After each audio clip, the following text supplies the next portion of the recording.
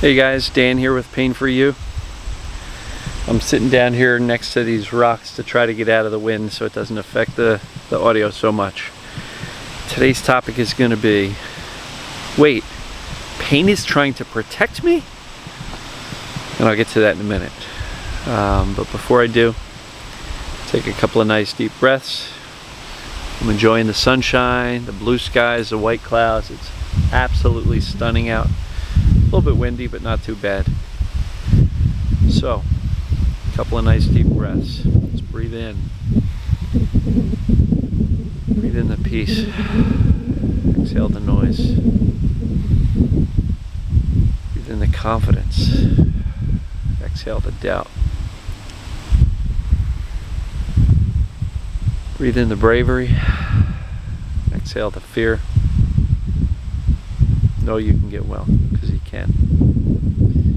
So, the more I do this, the more I interact with people, the more I study this stuff, the more I talk about it, the more I realize the pain is nothing more than a protector. And when I say that, a lot of people go, wait, what? Pain is protecting me? It's torturing me. It's hurting me. What are you talking about? But again, let's go back. I did a video on the purpose of pain a while ago, but it's really a protector, right? And I've used these examples before. I'll use them again. You touch the stove, pain signals instantly to your brain, get your hand off the stove, right? And before we have time to think, our hand is off. Now, what happened there?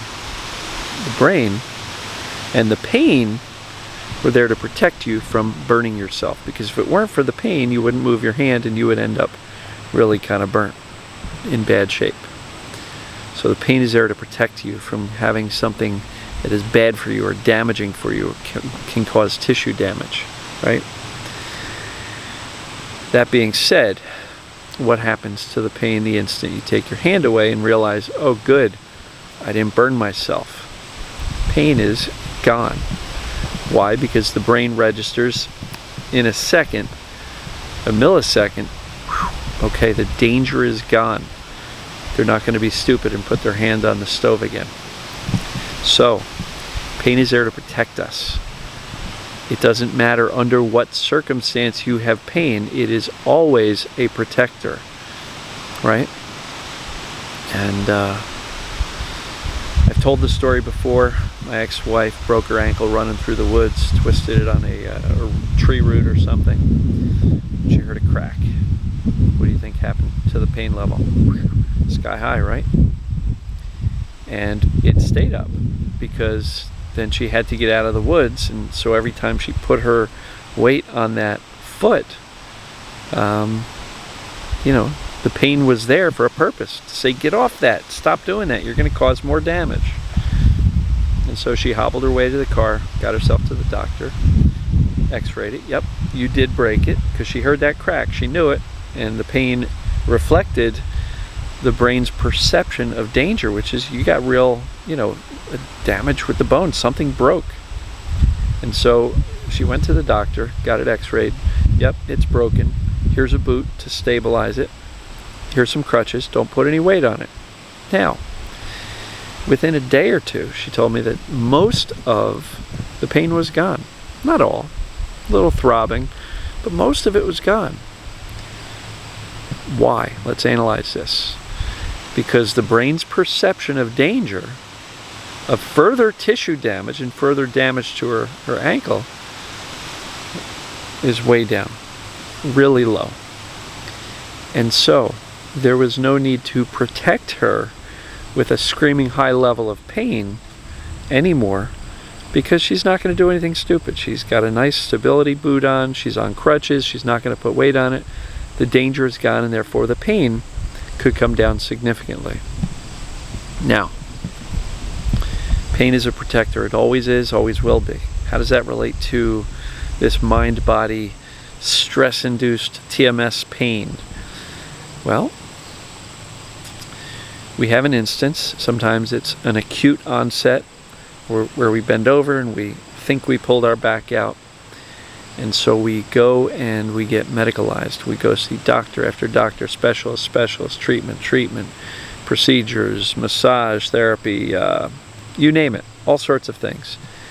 And throughout that medicalization process, that experience, we become more and more fearful of the pain, which is really quite, awful, right? It can be devastatingly severe. And what is happening is through this process, through this medicalization, through the fear and the focus and the anxiety about the pain, we literally teach our brain, it's dangerous. There's danger here. You have a physical problem with your pain, or with your back or your shoulder or your neck or your legs or whatever. And so the brain quickly learns that, wow, there's something really dangerous here, especially if you've had the ill fortune to meet up with doctors who didn't know how to help you and further inflamed the fear by, giving you horrible, awful prognoses of your future, right? So the brain quickly learns that pain is dangerous. There's something damaged. Right? And an example I'll give you is if there's a person with back pain and they believe they've got a bad back. I mean, I said for a decade or more, I got a bad back, got a bad back, got a bad back. Even though I knew about TMS, I would still say, leave me alone, I got a bad back. I had a TMS bad back, but it was still a bad back. My brain was always listening. So what do you think happened if I bent over too quickly or tried to lift while bent over? The brain said, stop it, scream, right? Because it was trying to protect me from moving in a way that the brain perceived and had learned was dangerous. And so when people say, I don't understand it, I'm feeling better, but now I'm going out to exercise or walk or lift weights or resume physical activity, the pain comes screaming back. Why? Because it's trying to protect you. It hasn't yet learned, it's getting there, but it hasn't yet learned that moving and exercise and all of that stuff is actually safe, right? What about when you start venturing out in the world? You start, not secluding yourself in your home anymore, but you start venturing out, maybe returning to work, maybe going back out into social situations. Well, if your pain flares as a result of going back out in the world, the brain is perceiving danger there. The danger doesn't have to be movement or physical damage. The danger could be social situations and, wow, last time you went out with a bunch of friends, you didn't have much to say, you felt left out, you felt awkward, and that was really bad, and so your brain is telling you, don't go. Don't go. That's dangerous. You're going to feel awful. And so it'll elevate the pain to keep you home. And so anytime the pain tends to spike, there's typically a perceived danger somewhere in the mix. And the pain is simply there to protect you from doing something that it perceives is dangerous. So if that's actually what's going on, and we can talk about an infinite number of examples. One lady with trigeminal neuralgia, which is the facial pain, anytime she'd go out in the wind, man, the pain would spike, her face would turn red, burning, screaming pain, awful stuff. Through one or two experiences, the brain learned that, wow, wind really irritates it, and the brain learned that the wind was dangerous and would really hurt, so she was petrified of the wind.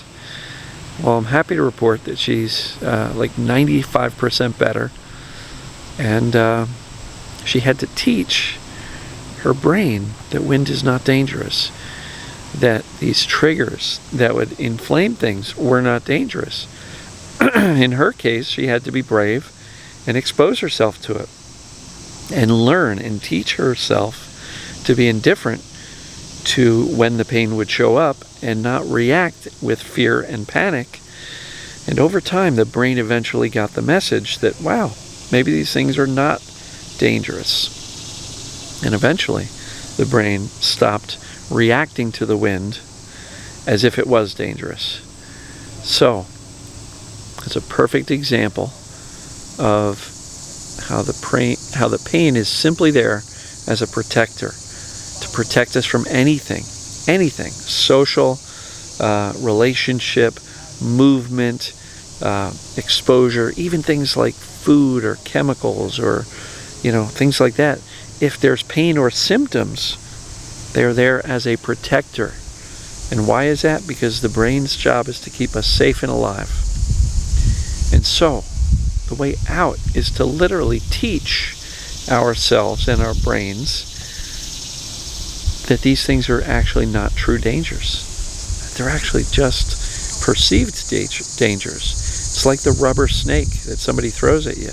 You freak out at first, but when you realize it's a rubber snake, what happens to the fear? It's gone. You laugh. It's just, no big deal. I'm here to tell you that TMS is a lot more like a rubber snake than it is a real snake. It seems dangerous, but when you realize it's all about perceived danger. And let's go back to TMS 101.